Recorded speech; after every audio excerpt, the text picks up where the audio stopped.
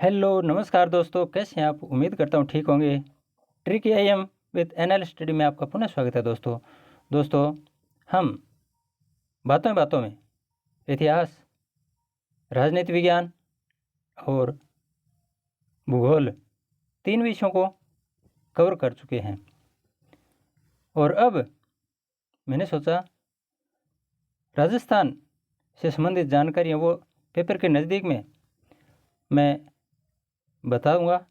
फिलहाल पहले मैंने ये शिक्षण विधियों से संबंधित चैप्टर हैं ये समझाने की कोशिश की है, और शायद आप मेरे इस उद्देश्य से सहमत भी होंगे, क्योंकि ये ज़्यादा मैटर भी ज़्यादा नहीं है। और शिक्षण विधि हमारे हिंदी, संस्कृत, तो प्रथम भाषा होती है हिंदी, द्वितीय भाषा संस्कृत है, या जो भी है। कई संस्कृत के अध्यापक हैं वो पहले प्राथमिक भाषा प्रथम भाषा संस्कृत ले लेते हैं, तो चाहे प्रथम है चाहे द्वितीय। शिक्षण विधियों से संबंधित 30 क्वेश्चन दोनों विषयों में 15 + 15 30 वहाँ से आते हैं, और 10 क्वेश्चन सामाजिक से। तो आप चाहे किसी भी सब्जेक्ट का, मैथ साइंस को छोड़कर किसी भी सब्जेक्ट का अध्यापक बनोगे तो आपको ये शिक्षण विधियाँ लगभग समान यही पढ़नी पड़ेंगी, और सामाजिक अध्ययन पढ़ना पड़ेगा। शिक्षण विधियाँ तो मैथ साइंस वालों की भी यही है, लेकिन उनका सामाजिक वाला पार्ट उनको छोड़ना पड़ता है मैथ साइंस वालों को, और सामाजिक वाले हैं उनको मैथ साइंस वाला पार्ट छोड़ना पड़ता है। बाकी लगभग समान कवर करना ही पड़ता है। तो यहाँ आज हम 10 क्वेश्चन की सामाजिक की जो शिक्षण विधियाँ हैं उनका भाग 1 पढ़ने जा रहे हैं। लेकिन ये सिर्फ इतना ही नहीं समझना दोस्तों, ये हमारे 30 क्वेश्चन तो हिंदी संस्कृत वाले, लेकिन मनोविज्ञान में भी कहीं ना कहीं ये इंटरफेयर ज़रूर करेंगे। तो ये तथ्य मैं चुन के लाया हूँ, ये बहुत ही महत्वपूर्ण है, ये समझ लो। इसके बाद में जो कुछ भी बचेगा वो मैं एक अलग से वीडियो लेकर आऊँगा छोटा सा, उसमें बता दूँगा। हमारा पूरा का पूरा कवर हो जाएगा मैटर। मात्र इन 4-5 वीडियो में हम पूरी शिक्षण विधियाँ, चाहे हिंदी हो चाहे संस्कृत हो, कुछ भी छोड़ने वाले नहीं हैं। तो आराम से पढ़ना। यहाँ एक एक बात जो मैं बता रहा हूँ उनको ध्यान से सुनना, फिर पढ़ना, हो सके तो नोट्स बना लेना, और रिवाइज ज़रूर करना। रिवाइज करने से बहुत कुछ अन्य भी हमारे दिमाग में बातें आती हैं। तो बिना किसी देरी के, जैसा कि हमारी आदत है, हम पढ़ाते समय ज़्यादा इधर उधर की बातें नहीं करते हैं, और करने भी नहीं चाहिए। हम सिर्फ हमारा लक्ष्य है रीट पे है, और रीट में भी हमें कोई दिमाग में ज़्यादा हलचल पैदा नहीं करनी है। ये सिर्फ पात्रता है। इससे अगर 150 में से 150 नंबर ले आओगे आप तो भी अध्यापक नहीं बनने वाले हो। ये पात्रता है। इतना ही महत्व 90 नंबर का, इतना ही 150 का है। तो इसे आप मात्र पात्रता समझें। अध्यापक बनने के लिए पेपर अलग से होगा, तो हल्का न लें, क्योंकि 90 नंबर बनने इतने सरल नहीं है। और इतना बढ़ चढ़कर शरीर को भी इतना तंग न करें कि 150 में से 150 नंबर ले आऊँ, तो वो भी गलत है। आप अपना पूर्ण दीजिए, 100% देने की कोशिश कीजिए, लेकिन दबाव मत लाइए। चलो शुरू करते हैं।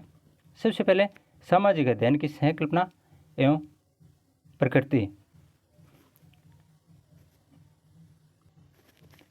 अर्थ मानवीय संबंधों का अध्ययन जो कि मनुष्य और समुदायों,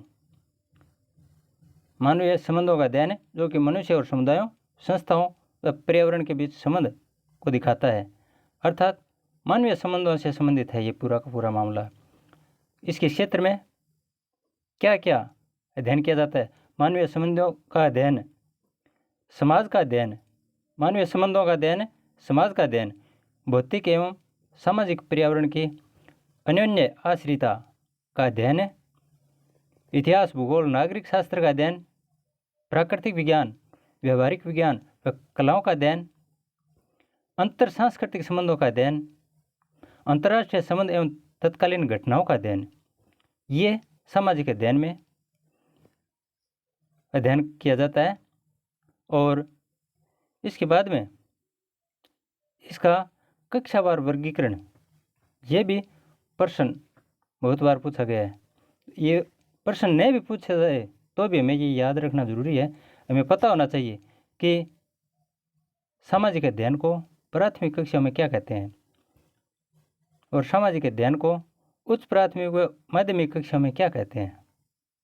तो प्राथमिक कक्षाओं में जो सामाजिक अध्ययन की किताबें पढ़ाई जाती हैं वो पर्यावरण अध्ययन के नाम से पढ़ाई जाती हैं बच्चों को, और उच्च प्राथमिक व माध्यमिक कक्षाओं में सामाजिक अध्ययन एकीकृत विषय के रूप में, जिसे सामाजिक विज्ञान भी कहते हैं, तो सामाजिक अध्ययन एकीकृत विषय के रूप में पढ़ाया जाता है, जिसे SST बोलते हैं।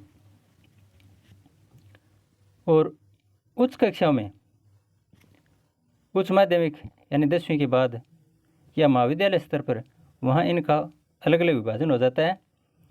अलग अलग विषय के रूप में इतिहास का अलग है, भूगोल का अलग है, राजनीति का अलग है, अर्थशास्त्र अलग है। इस प्रकार अलग अलग विषयों के रूप में अध्ययन करवाया जाता है। ये हमें हमेशा पता होना चाहिए। कोठारी आयोग के अनुसार, ये कोठारी आयोग है, ये भी बहुत महत्वपूर्ण है शैक्षिक जगत में।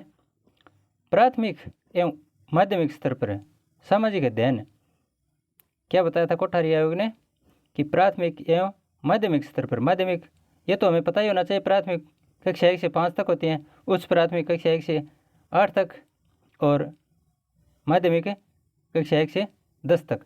10वीं तक माध्यमिक और 8वीं तक उच्च प्राथमिक और 5वीं तक प्राथमिक। 1 से 5 तक प्राथमिक, 6 से 8 तक क्या हो गया फिर उच्च प्राथमिक, और 9वीं 10वीं माध्यमिक।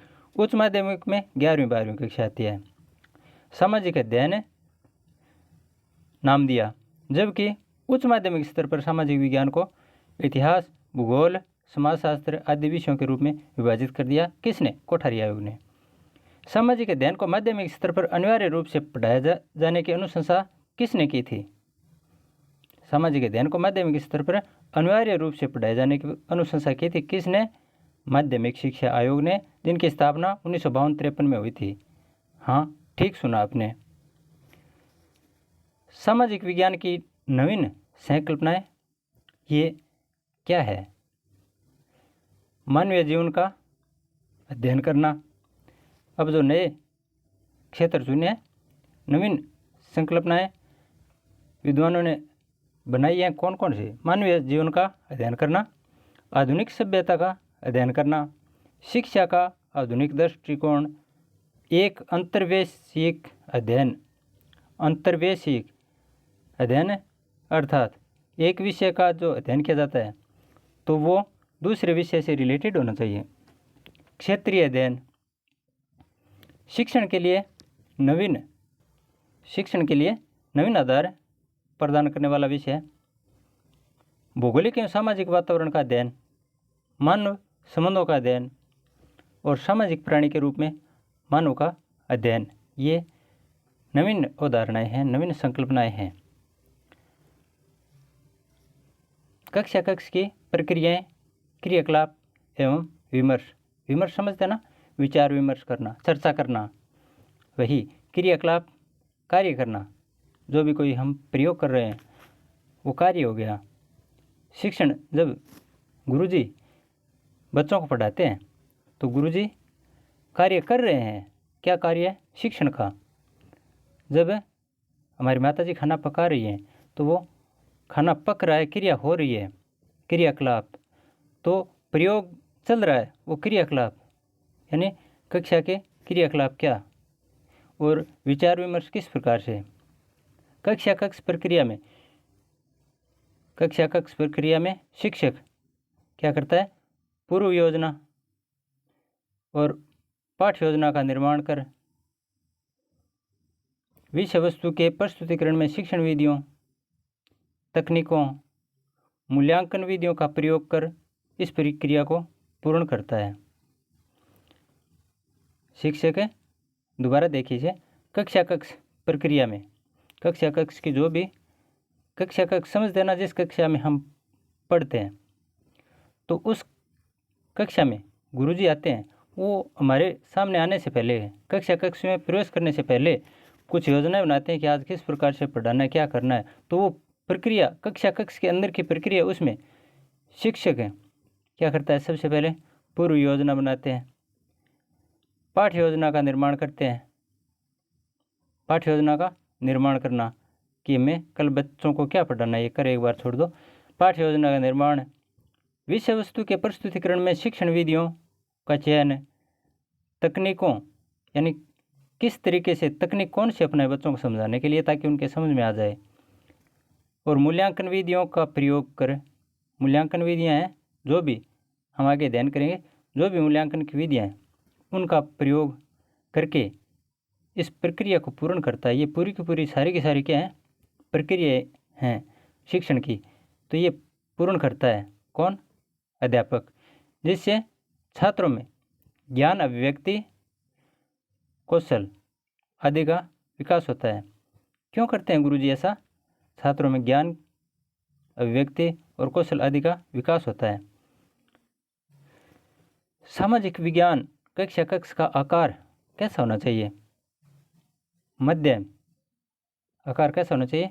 ज़्यादा विशाल भी नहीं होना चाहिए, बहुत बड़ा नहीं होना चाहिए ताकि बच्चों तक आवाज़ पहुंच नहीं पाए, आवाज़ गूंजनी शुरू हो जाती है, अच्छी तरह से बच्चों की समझ में नहीं आता है। और ज़्यादा छोटा भी नहीं होना चाहिए आकार कमरे का, तो मध्यम आकार होना चाहिए। छात्र बैठक हेतु पर्याप्त स्थान होना चाहिए, बैठने के लिए छात्रों के लिए पर्याप्त स्थान होना चाहिए। कमरे में हवा, प्रकाश, इनकी समुचित व्यवस्था, सुविधा होनी चाहिए। सर्वे दृश्य सामग्री के प्रदर्शन की सुविधा होनी चाहिए। सर्वे दृश्य सामग्री होती है ना, हम सर्वे दृश्य सामग्री में जैसे तस्वीरें, चार्ट, नक्शे, ग्लोब तथा पुरातात्विक व भौतिक संस्कृतियों की प्रतिकृतियाँ होती हैं। ये इसी प्रकार की कई तो दृश्य सामग्रियाँ होती हैं, कई श्रव्य सामग्रियाँ भी होती हैं। तो इनका वहाँ रखने के लिए उचित स्थान होना चाहिए, प्रदर्शन करने के लिए जगह होनी चाहिए बच्चों के सामने। महत्वपूर्ण शिक्षण विधियाँ, अब शिक्षण सर जी करवाते हैं, पढ़ाते हैं, तो शिक्षण विधियाँ कौन कौन से अपनानी चाहिए? कथन विधि बहुत सी हैं वैसे, लेकिन मुख्य मुख्य मैं लेके आया हूँ कथन विधि। इसमें क्या होता है, यहाँ से सीधे के सीधे प्रश्न पुटअप होते हैं। तो शिक्षक केंद्रित सबसे पहले कथन विधि में गुरुजी बोलते रहते हैं, कथन विधि में गुरुजी बोलते रहते हैं, तो ये शिक्षक केंद्रित है, मौखिक है। विषय वस्तु को क्रमिक रूप से सरल करके समझाया जाता है। अध्यापक केंद्रित विधियों में यह एक महत्वपूर्ण विधि है दोस्तों। कथन प्रविधि में शिक्षक क्रमिक रूप से विषय वस्तु को सरल, सुगम व सुस्पष्ट तथा रोचक बनाकर छात्रों के सामने प्रस्तुत करता है। इस विधि में छात्रों की आयु व मानसिकता का ध्यान में रखा जाता है दोस्तों। ये शिक्षण का माध्यम मौखिक होता है, अतः जो शिक्षक व्यक्ति प्रभावी ढंग से कर पाते हैं वे सफलतापूर्वक इस विधि का प्रयोग कर विद्यार्थियों के अधिगम करने में सहायक होते हैं। चुनाव की प्रक्रिया को भी हमारे होता है ना चुनाव, तो चुनाव की प्रक्रिया को भी एक उदाहरण द्वारा कहानी कथन विधि के माध्यम से प्रभावी ढंग से समझाया जा सकता है। तो ये सब कुछ छात्रों के सामने प्रस्तुत करना, इसमें छात्रों की आयु, मानसिकता आदि का ध्यान रखा जाता है, बता दिया मैंने। इसके बाद में होता है व्याख्यान विधि। ये व्याख्या, एक लाइन लिख दी, इस प्रश्न की व्याख्या कीजिए। निबंधात्मक प्रश्न लिख के आते थे ना हमें बोर्ड परीक्षा में, तो ये व्याख्या अर्थात उच्च कक्षाओं की शिक्षण हेतु उच्च कक्षाओं में शिक्षण हेतु व्याख्यान विधि अपनाते हैं। छोटे बच्चे तो व्याख्या समझेंगे नहीं, लेकिन बड़े बच्चे हैं उच्च कक्षाओं में पढ़ने वाले, वे इन्हें आराम से समझ जाएंगे। प्रमुख विधियाँ कौन कौन से हैं इनके लिए? सबसे पहले तो इनकी प्रमुख विशेषताएं देख लेते हैं। प्रस्तुतिकरण सुगमता से हो जाता है। छात्र स्व अध्ययन उत्प्रेरण हेतु समय व शक्ति की बचत होती है। अभ्यास कार्य में सहायक होता है। समस्या निराकरण हेतु छात्र संख्या अधिक होने पर ये व्याख्यान विधि से शिक्षण करवाना ठीक रहता है। छात्र प्रेरणा हेतु तथा पाठ सारांश हेतु यह विधि उपयुक्त है। मैंने काफ़ी इन छोटे छोटे शब्दों में काफ़ी कुछ बता दिया। एक बार पुनः देखिए। यह उच्च कक्षाओं के शिक्षण कार्य में अपनाई जाती है। यह प्रमुख विधि है जिसमें शिक्षक तथ्यों या सिद्धांतों का मौखिक प्रस्तुतिकरण करता है। इस विधि में विद्यार्थी एक श्रोता की भांति और शिक्षक एक वक्ता की भांति होता है। शिक्षक बोलते हैं जबकि विद्यार्थी ग्रहण करते हैं, तो शिक्षक वक्ता हो गया और विद्यार्थी श्रोता हो गया। इसे भाषण विधि भी कहते हैं। व्याख्यान विधि को भाषण विधि भी कहते हैं। बोलते हैं ना गुरुजी समझाते समय, और 15 अगस्त 26 जनवरी को हम भाषण बोलते हैं, विद्यार्थी भाषण बोलते हैं, तो वो एक प्रकार से व्याख्या ही है। एक व्याख्या विधि के बारे में एक परिभाषा बताई गई है जेम्स ली के अनुसार। वो मैं वैसे तो आपको बाद में बता दूंगा, लेकिन एक शिक्षण शास्त्रीय विधि है क्या? व्याख्या विधि। इसके बारे में बताया जिसमें अध्यापक औपचारिक एवं नियोजित रूप से किसी प्रकरण या समस्या पर भाषण देता है। मुख्य रूप से ये जेम्स एम ली की परिभाषा है। उन्होंने बताया था कि व्याख्यान विधि एक शिक्षण शास्त्रीय विधि है जिसमें अध्यापक, दोबारा सुनिए, व्याख्यान विधि एक शिक्षण शास्त्रीय विधि है जिसमें अध्यापक औपचारिक व नियोजित रूप से किसी प्रकरण या समस्या पर भाषण देता है। मुख्य बात भाषण की है। ये व्याख्यान विधि के बारे में बताया जेम्स एम ली ने। और ये गुण मैंने बता दिए हैं, विशेषताएं बता दी हैं। क्या? प्रस्तुतिकरण सुगमता से होता है। छात्र स्व अध्ययन उत्प्रेरण हेतु ये बढ़िया रहती है। समय व शक्ति की इसमें बचत होती है। अभ्यास कार्य में सहायक होती है। समस्या निराकरण हेतु छात्र संख्या अधिक होने पर शिक्षण हेतु ये छात्र प्रेरणा हेतु तथा पाठ सारांश हेतु यह विधि उपयुक्त है। ये इसके गुण है। विशेषताएं मान लो चाहे गुण मान लो। परिचर्चा या विचार विमर्श, इसमें छात्र, अगली विधि है परिचर्चा या विमर्श। इसमें छात्र व अध्यापक किसी मुद्दे पर चर्चा करके निष्कर्ष पर पहुंचते हैं, एक दूसरे से चर्चा करते हैं। हाँ, इसमें छात्र बच्चों से प्रश्न पूछते हैं, चर्चा करवाते हैं जानबूझकर, और विचार विमर्श करके हो सकता है उसका हल बच्चे ने दे दिया तो उसके अनुसार फिर कार्य प्रणाली बनाते भी हैं। आगे नई विधि हम एक प्रश्न विधि लेके इसके बारे में समझते हैं। शिक्षक प्रश्न पूछता है। प्रश्न विधि में प्रश्न कौन पूछता है? शिक्षक पूछता है, तथा विद्यार्थियों द्वारा दिए गए उत्तर को विद्यार्थी उत्तर देते हैं। उस उत्तर को क्या करते हैं गुरुजी? मजबूत बनाते हैं। सामाजिक अध्ययन, इस मजबूत बनाने का मतलब एक बार फिर समझ लीजिए कि इसमें शिक्षक प्रश्न पूछता है तथा विद्यार्थियों द्वारा दिए गए उत्तर को मजबूत तथा विस्तारित करते हैं। अर्थात इसके माध्यम से छात्रों में चिंतन कौशल जैसे विश्लेषण करना, संश्लेषण करना तथा मूल्यांकन करना, इनको बढ़ावा मिलता है। किसमें? प्रश्न विधि में। और एक अभी पीछे और पढ़ी थी हमने, कौन सी? चर्चा विमर्श। इसमें और उसमें दोनों में फर्क है दोस्तों। परिचर्चा विमर्श करना, इसमें क्या है कि छात्र व अध्यापक किसी मुद्दे पर चर्चा कर निष्कर्ष तक पहुंचते हैं। विमर्श की प्रक्रिया में, यानी इस विचार विमर्श की प्रक्रिया में सभी छात्र भाग लेते हैं एवं किसी मुद्दे या समस्या पर विचार व्यक्त करते हैं। इसके बाद प्रश्नोत्तर किया जाता है। गुरुजी पूछते हैं ना, इसमें विषय का निर्धारण अध्यापक द्वारा किया जाता है। मेरी एक एक बातों को ध्यान से सुनना दोस्तों। इस सामूहिक प्रक्रिया में कुछ नियम होते हैं, जैसे प्रस्तावना है, अनुमोदन है, प्रस्तावना, अनुमोदन, मत विभाजन है, इस प्रकार है नियम होते हैं कुछ। यह प्रक्रिया कई उद्देश्यों पर आधारित होते हैं। इनके कई उद्देश्य हैं, जैसे विषय संबंधी ज्ञान देना, नियम व अवधारणाएं बनाना, जीवन उपयोगी आदर्शों यानी जीवनोपयोगी आदर्शों का शिक्षण आदि। ये इस परिचर्चा या विमर्श में होता है। उम्मीद करता हूँ अच्छे तरीके से आप समझ गए होंगे। चलो अब हम सामाजिक अध्ययन के अध्यापन से संबंधित जो समस्याएं हैं उनके बारे में चर्चा करते हैं। दोस्तों, सामाजिक अध्ययन के बारे में जब गुरुजी बताते हैं तो अनेक समस्याएं उत्पन्न होती है। वो कौन सी समस्याएं हैं? कुछ प्रमुख समस्याओं के बारे में हम चर्चा कर ही लेते हैं। कक्षा कक्ष की समस्या। कौन सी? कक्षा कक्ष की समस्या। किस प्रकार से कक्षा कक्ष में की समस्या उत्पन्न हो सकती है? कक्षा कक्ष मध्यम आकार का होना चाहिए, जिससे कक्षा में पर्याप्त हवा, रोशनी, बैठने में सुविधा हो तथा दीवारों पर मानचित्र एवं विषय वस्तु से संबंधित आकृतियों आदि का चित्रण होना चाहिए। दोस्तों, ये कक्षा कक्ष के बारे में है। शिक्षक छात्र अनुपात 1:30 होना चाहिए।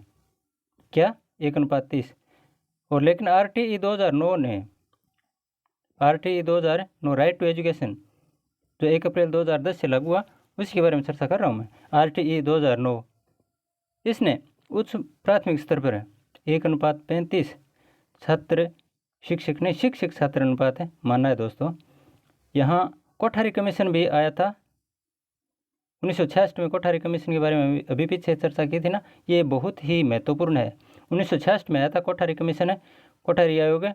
उसके अनुसार बड़ी कक्षाएं शिक्षण स्तर में गिरावट के लिए उत्तरदायी हैं। शिक्षण स्तर में गिरावट के लिए उत्तरदायी कौन सी कक्षाएं मानी थी उसने?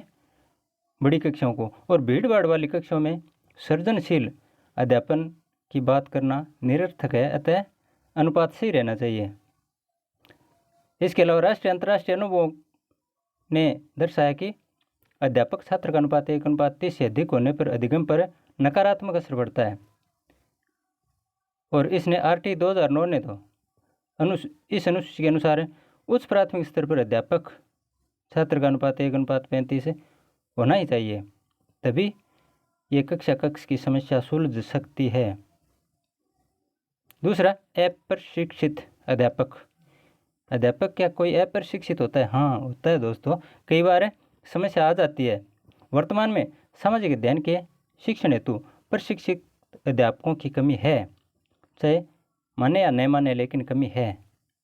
प्रशिक्षित अध्यापक के बिना सामाजिक अध्ययन का शिक्षण प्रभावी नहीं हो पाता है।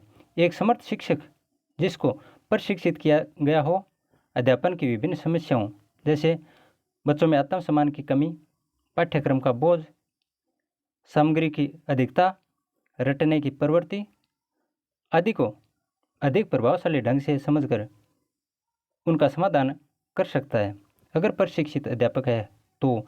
और इसके लिए सरकार हर वर्ष अध्यापकों का प्रशिक्षण भी करती है, अध्यापकों को प्रशिक्षित भी करते हैं, अभियान लगते हैं। अगर हम अध्यापक लग जाएंगे, भगवान करे ऐसा ही हो, तो हमें भी हर समय प्रशिक्षित किया जाएगा कि आप बच्चों को अब इस प्रकार पढ़ाइए, अब इस प्रकार पढ़ाइए। पुस्तकालयों का अभाव। कई नए छात्र हैं, वो तो जानते होंगे कि पुस्तकालय हैं या क्या होते हैं। पुराने वाले तो सब जानते थे क्योंकि पुस्तकालय होते थे, लेकिन नए बच्चे हैं उनको इनका ज़्यादा ज्ञान नहीं है। तो पुस्तकालय में किताबें होते थे किसी भी विषय से संबंधित है, पाठ्यपुस्तकों से हटकर भी अन्य जानकारी ज्ञानवर्धक किताबें होती थी, वो बच्चों को पढ़ने के लिए देते थे। तो उनका अभाव है फिलहाल। आज भी स्कूलों में चालू हालत में पुस्तकालय कम ही देखने को मिलते हैं। स्कूल पुस्तकालय की संकल्पना एक ऐसी बौद्धिक स्थल के रूप में की जानी चाहिए जहां शिक्षक, विद्यार्थी एवं निकटस्थ समुदाय के लोग ज्ञानार्जन हेतु आएँ, अर्थात पुस्तकालयों का अभाव नहीं होना चाहिए। इन समस्याओं के निराकरण या निवारण हेतु अध्यापक में निम्न गुण होने चाहिए। वैसे तो चर्चा कर चुके हैं हम, अध्यापकों के गुण भी होने चाहिए। क्या गुण? व्यक्तिगत गुण, जैसे विषय में रुचि होनी चाहिए अध्यापक की, सकारात्मक सोच होनी चाहिए, अच्छा व्यक्तित्व होना चाहिए, और क्या होना चाहिए?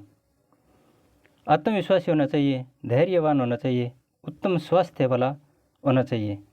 व्यावसायिक गुणों में अच्छा परामर्शदाता एवं निर्देशनकर्ता, विषय वस्तु का ज्ञान, प्रस्तुतिकरण का बेहतर ढंग, शिक्षण विधियों का ज्ञान, कक्षा कक्ष का कुशल नियंत्रण, शिक्षण तकनीकों का ज्ञान तथा शिक्षण के उद्देश्यों का ज्ञान आदि व्यावसायिक गुण अध्यापक में होने चाहिए। दोस्तों, सामाजिक गुण, नेतृत्व की क्षमता, सामाजिकता की भावना, सहानुभूतिपूर्ण व्यवहार तथा न्यायप्रिय अध्यापक होंगे तो उनके बच्चे भी अच्छे गुणवान बनेंगे। अतः अध्यापक में, शिक्षक में ये उपरोक्त गुण होने ही चाहिए। इसके बाद हम चर्चा करते हैं समालोचनात्मक चिंतन। आलोचना, समालोचना, हम आलोचना करते हैं ना, कई बार इसकी आलोचना कीजिए। प्रश्न आते थे, उसने इसको ऐसे मारा, आलोचनात्मक टिप्पणी कीजिए, तो वो समालोचना। आलोचना मतलब विपरीत बोलना नहीं है, इसके पक्ष और विपक्ष में दोनों तरफ तर्क होते हैं।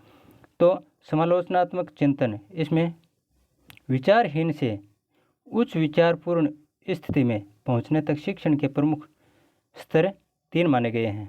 समालोचनात्मक चिंतन के लिए हम पहले पूरी इस शिक्षण प्रक्रिया को कक्षा 1 से, नर्सरी से बच्चा पढ़ना शुरू होता है और उच्च कक्षाओं में, यहाँ हम माध्यमिक स्तर तक ही मान लेते हैं, माध्यमिक या फिर उच्च स्तर तक जो विद्यार्थी शिक्षा ग्रहण करता है वहाँ तक की जो अवधि है, इसको हम 3 भागों में बांट लेते हैं।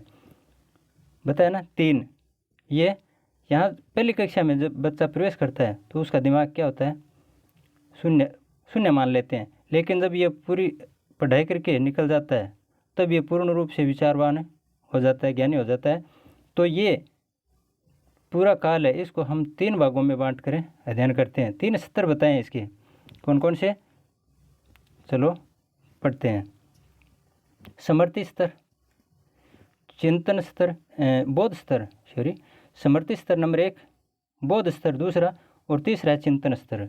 समर्थि स्तर, इसमें विचारहीन शिक्षण होता है। हर्बर्ट ने प्रतिपादित किया, इसमें ज्ञान तथ्यों से दिया जाता है।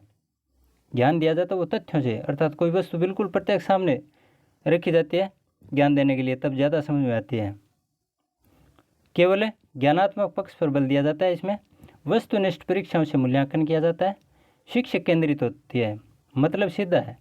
पहली कक्षा के बच्चे को आप पढ़ा रहे हो तो यही स्तर है। वो कोई वस्तु बिल्कुल उसके सामने रख दो, उसको देखकर वो ज्ञान अर्जित करेगा। और हम रटने वाली बात भी इसमें कह सकते हैं। इसमें यह एक रट्टाफिकेशन की प्रकृति है, इसमें अलग दिमाग नहीं दौड़ाएगा बच्चा, सिर्फ जो सामने है। हर्बर्ट ने इसमें 5 पद भी बताए हैं। तो दोबारा देखिए, ज्ञान तथ्यों से दिया जाता है इसमें समर्थि स्तर में। केवल ज्ञानात्मक पक्ष पर बल दिया जाता है।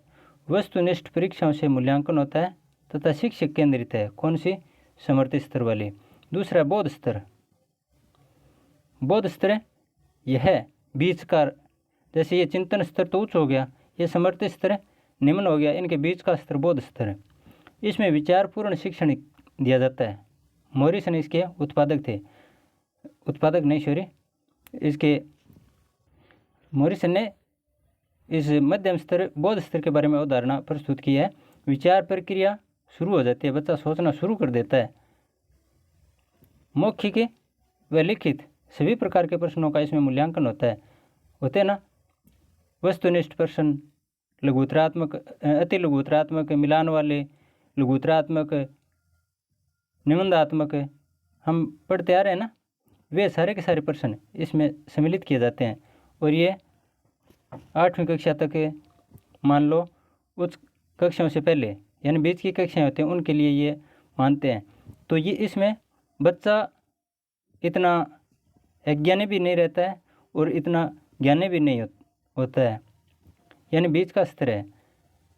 इसमें शिक्षक और छात्र दोनों ही अपनी मुख्य भूमिका निभाते हैं। बच्चा अकेला रटता भी नहीं है, उसके साथ रटने के साथ साथ सोचता भी है। इसमें सिर्फ रटता था, सोचने वाली प्रक्रिया बंद थी उसकी, चाहे वो दूसरी कक्षा का है, चाहे पहली का है, चाहे तीसरी का। लेकिन यहाँ आते आते बच्चा सोचना शुरू कर देता है कि चलो 5 बार पढ़ लिया, रट लिया प्रश्न को, लेकिन रटने के बाद में वो विचार जरूर करेगा कि इसका मतलब क्या हुआ। गुरुजी से पूछ भी लेते हैं वो बच्चे। तो ये बोध स्तर है। सोचने की शक्ति यहाँ शुरू हो चुकी है बच्चे में। और चिंतन स्तर, ये उच्च विचारपूर्ण शिक्षण है। यहाँ बच्चा समस्याएं लेके आता है अपने सामने और फिर उनका हल करता है। यहाँ हंट, इनके प्रतिपादक कौन थे? हंट। चिंतन, तर्क एवं अंतर्दृष्टि, सोचना, चिंतन, उस पर तर्क करना और फिर अपने अंतर्दृष्टि से उसका सही हल ढूंढना। कोई समस्या आ गई, उस समस्या के लिए ये बताया कि समस्या, उसके बारे में चिंतन, फिर तर्क वितर्क दोनों, और फिर अंतिम निष्कर्ष निकालना। निबंधात्मक परीक्षणों में मूल्यांकन इस चिंतन स्तर में होता है। यह छात्र केंद्रित होता है। अध्यापक सिर्फ एक टॉपिक दे देते हैं, उस पर उस समस्या को अध्यापक बच्चों के सामने रखते हैं, उस समस्या का हल बच्चे करते हैं खुद। तो ये छात्र केंद्रित है। ये अध्यापक केंद्रित, ये छात्र केंद्रित, और ये दोनों बोध स्तर, ये दोनों के केंद्रित है। इनके अलावा भी इन तीनों स्तरों के बारे में थोड़ी और जानकारी ले लेते हैं। समर्थि स्तर, बोध स्तर और चिंतन स्तर। समर्थि स्तर में क्या होता है? रटना। बोध स्तर में रटने के साथ समझना भी होता है। चिंतन स्तर में आलोचनात्मक चिंतन होता है, पक्ष और विपक्ष में तर्क दिए जाते हैं और फिर अंतिम निष्कर्ष पर पहुंचा जाता है। समस्या यहाँ बच्चे के सामने आती है और बच्चा उसका हल निकालने की कोशिश करता है। चिंतन स्तर है। अल्बर्ट ने समर्थि स्तर के लिए 5 पद प्रणाली बताई है और बोध स्तर के लिए मॉरिसन ने 5 सोपान बताए हैं और चिंतन स्तर के लिए हंट ने 4 सोपान बताए हैं। चिंतन स्तर, हंट। ये प्रश्न बहुत बार पूछा गया दोस्तों। जरूरी नहीं है ये सामाजिक में, हिंदी, मनोविज्ञान, संस्कृत, इंग्लिश, कोई भी भाषा चाहे आपकी, वहाँ शिक्षण विधियों में ये प्रश्न बहुत पूछे जाते हैं। तो ये सिर्फ सामाजिक तक ही नहीं सीमित रखना है, सामाजिक, गणित, विज्ञान सब जगह आते हैं। चिंतन स्तर, चिंतन में मैं थोड़ी सी ट्रिक बता देता हूँ। चिंतन में ये अनुस्वार लगा है, हंट में अनुस्वार हैं टे, ऐसे ना, हैं टे। और चिंतन में ये ची के ऊपर बिंदु लग गया, तो चिंतन यानी बिंदु वाला चिंतन हंट। और इसी प्रकार समर्थि हर्बर्ट और मॉरिसन मॉरिसन। और बोध स्तर दोनों में देखो, बो इसमें है, ओ की मात्रा, इसमें भी ओ की मात्रा, तो बोध मॉरिसन। ये ट्रिक आप खुद बना सकते हो, कोई दिक्कत नहीं है। बहुत सरल शब्द होते हैं। एक बार आप दबाव से निकलकर सिर्फ इनको आराम से चिंता मुक्त होकर पढ़ने की कोशिश तो कीजिए। बहुत आनंददायक विषय होता है ये। तो बो, मो, ओ की मात्रा तीनों में बस इन्हीं में है, तो ये हो गया। और बिंदु वाला तीसरा चिंतन स्तर हो गया। समर्थि हर समर, ऐसे समर्थि यानी हर्बर्ट में समर्थि, ये देखिए ऊपर रह की मात्रा, यहाँ नीचे रह की मात्रा, तो ये शायद समझ गए होंगे तीनों। अब ये सोपान आखिर हैं क्या, इसके बारे में और थोड़ी सी चर्चा कर लेते हैं। हर्बर्ट ने बताया था प्रस्तावना, इनका क्रम पूछा जाता है बहुत बार। प्रस्तावना नंबर 1 पे, दूसरा प्रस्तुतिकरण, फिर तुलना, फिर सामान्यीकरण और 5वां अनुप्रयोग। प्रस्तावना, प्रस्तुतिकरण, तुलना। कोई भी पाठ हम पढ़ते हैं, कोई पुस्तक पढ़ते हैं, तो सबसे पहले प्रस्तावना होती है ना। हमारे भारतीय संविधान में भी सबसे पहले उद्देशिका प्रस्तावना थी ना, तो यहाँ भी सबसे पहले प्रस्तावना किसने बताई? हर्बर्ट ने। और फिर प्रस्तुतिकरण, उसे प्रस्तुत किया जाता है। फिर तुलना की जाती है, सबसे पहले तो प्रस्तावना, फिर उसे प्रस्तुत किया जाता है, फिर दूसरे तथ्यों से उसकी तुलना की जाती है। तुलना करने के बाद एक विचार निकल कर आता है उसे कहते हैं सामान्यकरण, यानी उनका मिश्रण कर दिया एक प्रकार से। फिर उनमें से तथ्य कोई एक सारांश निकाला और फिर जो सूत्र बना है उस सूत्र का अपने जीवन में प्रयोग किया, शिक्षण में प्रयोग किया। तो इस प्रकार से ये चलता है। सबसे पहले प्रस्तावना और फिर उस प्रस्तावना में सारे के सारे तथ्य जो भी उस पुस्तक में शिक्षण से संबंधित जितने भी क्रियाकलाप पढ़ाने से संबंधित वो सारे के सारे इकट्ठे कर लिए और उनको फिर प्रस्तुत किया। प्रस्तावना को फिर प्रस्तुत किया। प्रस्तुत करने के बाद एक दूसरे से तुलना की। तुलना करके फिर एक बीच से रास्ता निकला, एक निष्कर्ष निकला और उस निष्कर्ष पर फिर क्या हुआ, उस सूत्र से निष्कर्ष से फिर प्रयोग किया गया। तो इस प्रकार ये किसने बताया? अल्बर्ट ने। इसी प्रकार मॉरिसन ने 5 आयाम और बताए। क्या? अन्वेषण। सबसे पहले प्रस्तावना की जगह मॉरिसन ने अन्वेषण बताया, खोज कीजिए। अन्वेषण का मतलब होता है खोज। और दूसरा प्रस्तुतिकरण अल्बर्ट पंचपदी में था और इसमें भी प्रस्तुतिकरण है। तीसरा आत्मसात, आत्मसात करना, फिर व्यवस्था करना और चौथा 5वां वर्णन करना। ये 5 मॉरिसन के सोपान है। और चिंतन स्तर में हंटर ने बताया था समस्यात्मक स्थिति। सबसे पहले समस्यात्मक स्थिति पैदा कीजिए बच्चों के सामने। स्थिति निर्माण, यानी विद्यार्थी के समक्ष सबसे पहले समस्या उत्पन्न होनी चाहिए। तो ये सबसे पहले चिंतन के लिए समस्या उत्पन्न करना, फिर संकल्पना करना, यानी उस पर विचार विमर्श करना, फिर सूचना संकलन और अंत में संकल्पना का सत्यापन करना कि ये सही है या गलत है। इस प्रकार उत्तर तक पहुंचना। ये मुख्य रूप से मैंने ये शिक्षा शास्त्रीय मुद्दे भाग 1 है, इसके बारे में लगभग पूरा करवा दिया है। ये दोस्तों एक बार फिर बता रहा हूँ, ये सिर्फ सामाजिक से संबंधित नहीं है, ये हिंदी में भी है, संस्कृत में भी है। संस्कृत में थोड़ा हिंदी का ट्रांसलेट संस्कृत में किया हुआ है और इंग्लिश में भी है। इंग्लिश में हिंदी का, इंग्लिश की शिक्षण विधियों में हिंदी वाले शिक्षण विधि इनका इंग्लिश में ट्रांसलेट कर दिया, बस इतना ही फर्क है। तो इंग्लिश में भी समय मिला तो मैं इंग्लिश की शिक्षण विधियाँ या इंग्लिश का मैटर भी करवाने की कोशिश करूँगा, लेकिन मैं कह नहीं सकता। फिलहाल मेरा मुख्य फोकस सामाजिक पर ही है। तो सामाजिक है और इसके साथ ये शिक्षण विधियाँ, इन पर भी मैं पूरा आराम से कवर करवा दूंगा, आपको चिंता करने की कोई बात नहीं है। इनसे संबंधित प्रश्न किस प्रकार से पूछे जाते हैं वो मैं आगे अभ्यास के लिए 2-3 दिनों में मैं प्रश्न भी करवा दूंगा। तो आपको वीडियो कैसा लगा, ये जानकारियाँ कैसी लगी, इसके बारे में अपने कमेंट ज़रूर लिखना दोस्तों। धन्यवाद। जय हिंद।